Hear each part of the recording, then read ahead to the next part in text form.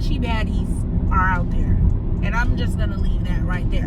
Super quick video.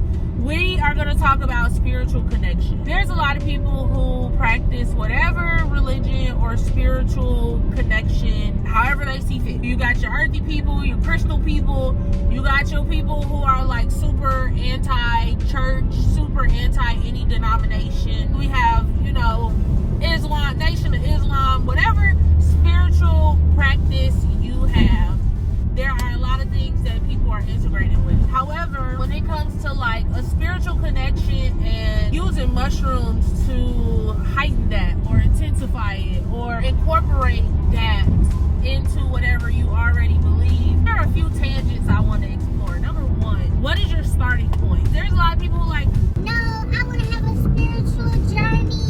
When they talking about shrooms, and it's like, well, where are you starting from? Like, if you don't have a foundation for anything, where are we going, right? Like, I can say that I've had a spiritual experience, and I gave y'all a video, gave y'all 2 videos on that, but that is from the foundation of Christianity.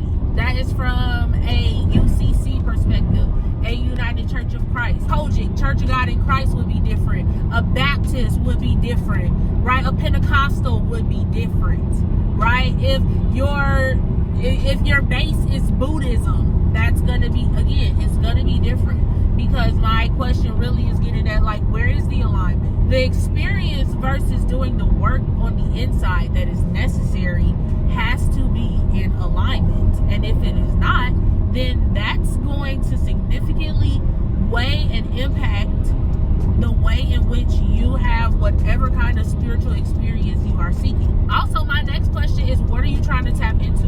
Me personally, my spiritual experience, I wasn't really looking to tap into anything in particular. And my experience very much so was specific to what I needed at the time as a person. Were there a lot of like Christian representative things? Yes. There were things that I just could not explain. Some people call them paranormal. I chalked it up to being related to my religion. It's rooted in Christianity. That was like what I experienced was not far-fetched from things that I have discussed in church, things that I've experienced in church, or have even unpacked with people like deacons or pastoral staff from church. It was not foreign to me.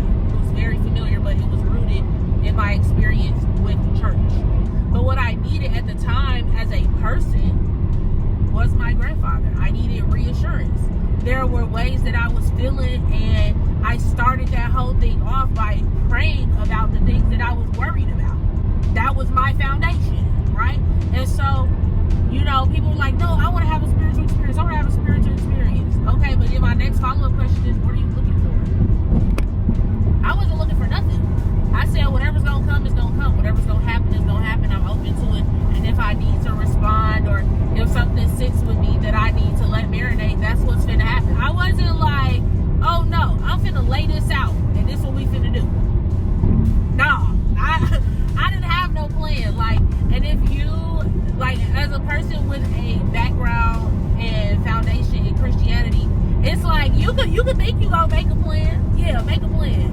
And God gonna look at your plan and laugh and be like, girl, I mean, that plan cute. That plan is cute.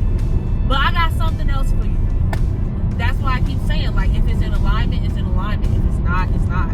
From a side of safety and finesse that I want to talk to y'all about, it's about retreats and summits. I am not a fan of them. And that's just my take on it. I think that is very manipulative, especially because there was this one post that I saw on Instagram, and it did not sit well with me for a number of reasons. One, there was a retreat that was being advertised, because that's what it was. It wasn't marketing. The marketing was not good. I feel like good marketing make me want it. I could look at a Dorito commercial, and because I already like chips, I'm already interested in the video, and they know that. And then I noticed that in every chip they pull out of this bag in the commercial, the chip just got it's covered in seasoning, and this person's all they knuckles and they fingertips are bright orange. I'm finna want some Doritos. Why? Because I know that person very satisfied when they lick their fingertips after all the hard work they done put in to eat chips to accumulate that amount of dust on their hands. I'm gonna want to go buy some Doritos. This was an advertisement. The marketing was terrible.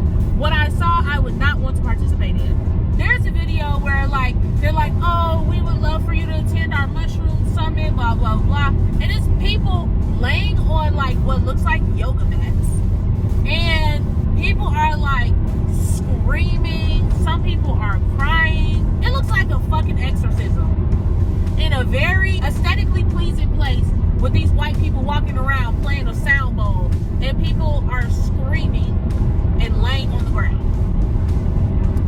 And they're like, this is a safe space. Like, I go and read through the comments, and I'm just like, no, absolutely not.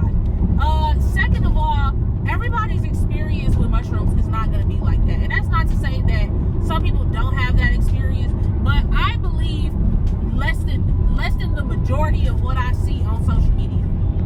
I just am not a fan. There are some ways that you can just tell when an authentic something is being captured. And I can also tell the difference between something that is performative, and that's what that was given. And knowing what ayahuasca retreats can be like, that kind of just gave me the inkling that this was like, to some extent, mirroring that.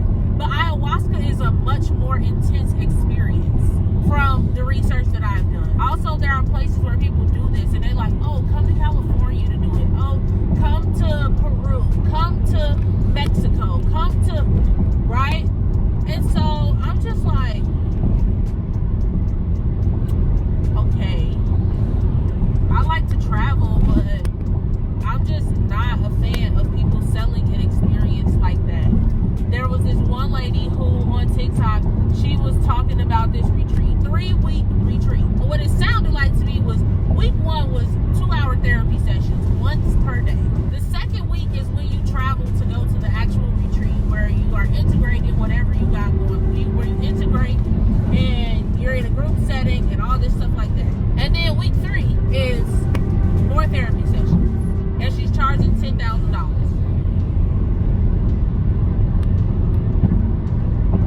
I don't knock nobody hustle, make your money, boo boo. But there's a level of just authenticity that like this is what I mean when I be talking about authenticity and integrity.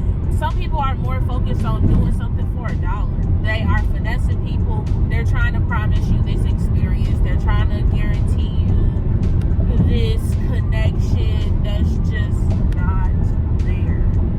It's not there. I feel like trying to force an experience or create it's a lot of it be given underdeveloped. I'm gonna just put it like that. It gives manipulative, it gives finesse, it gives capitalize on a little guy or somebody who's inexperienced, if that makes sense. Not a fan, don't like it, 0 out of 10, do not recommend. Please be aware of it and don't get scammed. If you like this video, go ahead and give it a thumbs up, comment, like, and subscribe, and